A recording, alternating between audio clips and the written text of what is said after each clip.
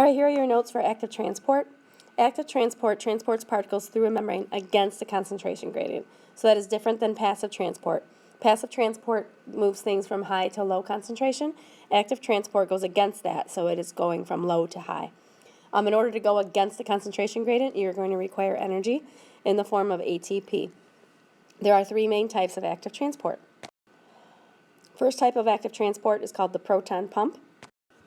The proton pump is going to pump protons. Protons are pumped through channels, like channel proteins that are in the plasma membranes, and this is occurring only in the organelles of mitochondria and chloroplasts.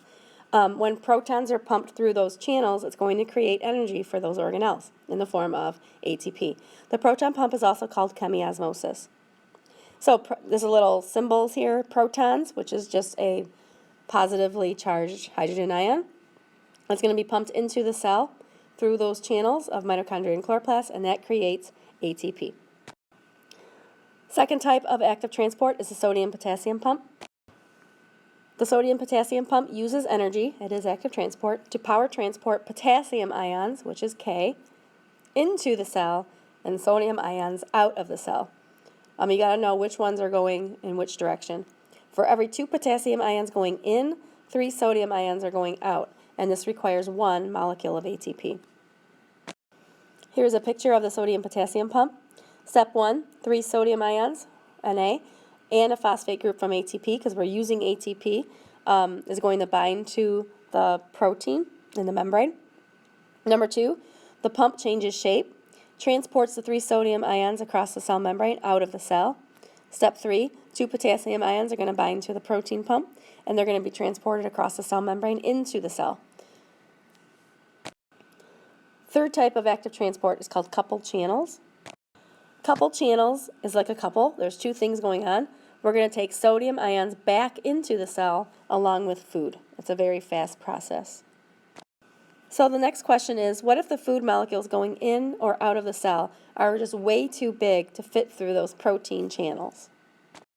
Then the cell is going to have to rely on endocytosis. Endocytosis is a process of active transport where the cell is going to engulf its food.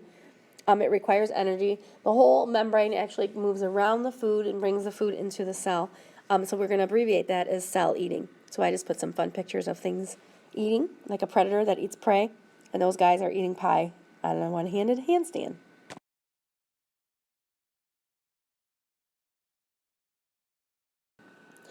Another process is called pinocytosis. It's the same thing as endocytosis, but instead of it being food, it is going to be liquid that's coming into the cell. So we're going to abbreviate that as cell drinking.